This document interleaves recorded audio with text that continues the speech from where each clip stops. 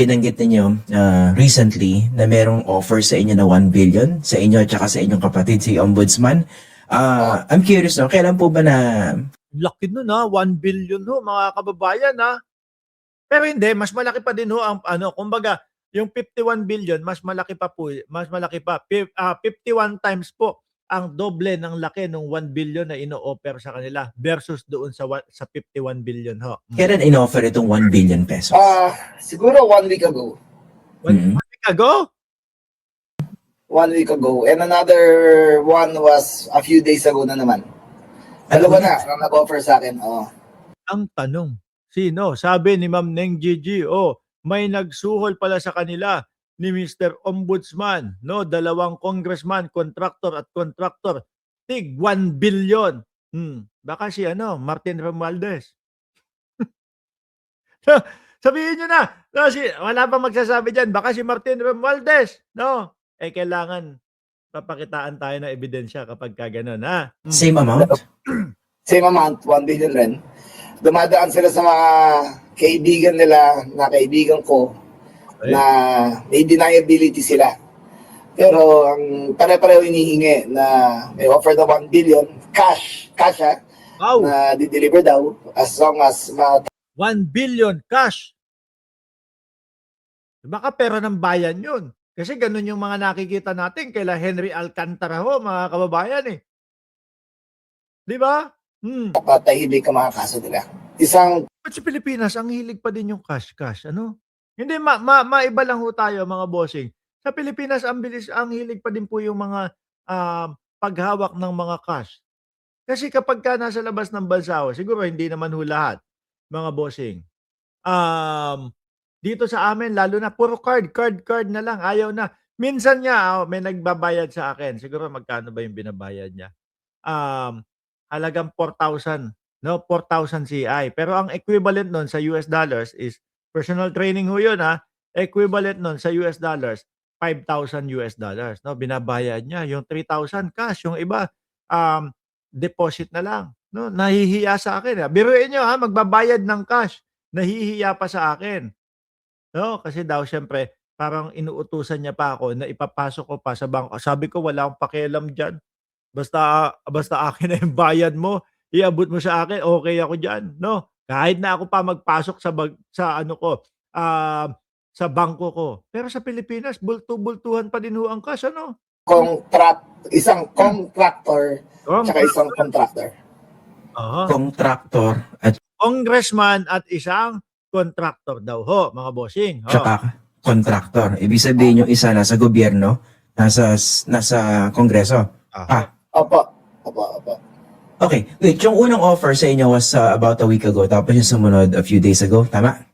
Ulitin ko, no, pwede nyo panoorin ng buo at walang putol ito doon sa channel po ni Sir Christian Esguerra. Tayo po ay nakikihiram lang para reaksyonan yung reaksyon o yung pahayag ni John Vic Remulla na secretary ng DILG. Tama po.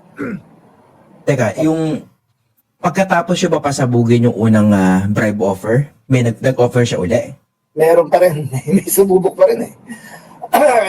Alam mo, sa tingin ko dito sa mga Pero parang malabo tong mga masuhulan, no? Kasi mayayaman eh, no? Madadaming pera ito, mga kababayan, itong mga Remulla ho. Champi Tuti, 102, hello po. Hello din sa'yo. Rest back lang, hello din sa'yo. dami ng pera nila. Yung 1 billion parang baliwala na lang eh. Gagawin na lang nito lahat para lang Ibig sabihin, matagal na kumukurakot yan. Tsaka kapag ka kumurakot yan, mga 51 billion, gano'n, ano? mapatahimik ang kaso nila. Kasi imagine mo kung may 1 billion cash ka na available at any time ano pa kaya ang nakatago nila? Diba? Kaya sabi ko talaga, sa kaso na lang, sa abogado na kikumasos, wag sa amin.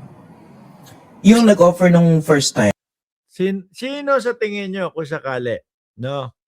Sino sa tingin ninyo kung sakali ang tatanggap na abogado, no, doon sa mga nagsusuhol sa kanya? Kasi sabi niya, hindi, wag na, no? Wag nyo na sa aming ibigay.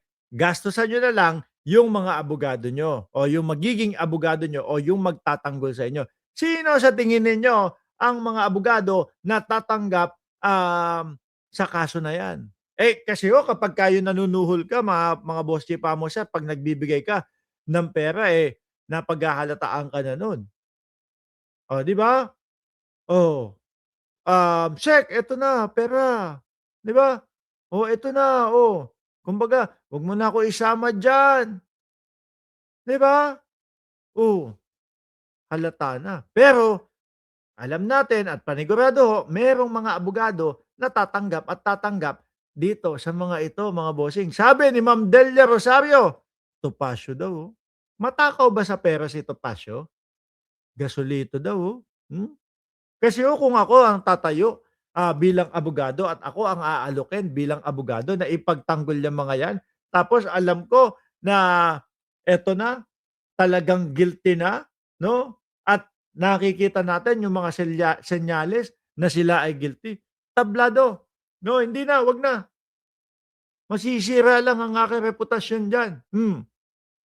Pero yung ibang mga abogado matitigas ang mukha, no? Kahit santambak na yung mga kliyente nila na nakakulong. Oh, 'di ba? Sige, banat pa din.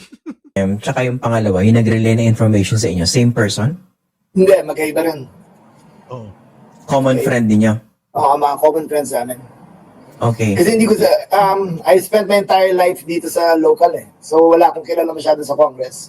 Wala rin ako kilala sa DPWH, wala rin ako kilala mga contractor. Puro local lang talaga ang kilala ko in my 30 years in public service. Outside Sabi ni Ma'am Neng Gigi, kapag ka gustong matalo, kunin si Topacio. Ganun ba? Hindi, sandali. Para naman fair kay Atty. Topacio, mga bossing. Baka mamaya mali naman tayo. Sige, isa-isahin natin yung mga naging kliyente ni Topacio. No, isa-isahin natin. Sino unang ilalagay nyo? Dennis Cornejo ba yon? Tsaka yung Cedric Lee. Tama ba? Siya yung lawyer ng dalawa na yon. Dennis Cornejo at Cedric Lee. Mukhang habang buhay ni... hindi, talo. Mukhang habang buhay na pagkakakulong nga yung doon. Si GMA. Talo din. Kulong din. Tapos, si Buloyski. Alam ko, nandiyan din sa legal nasa legal din si Topacio ni Buloyski. Sino pa? Si Tebes din.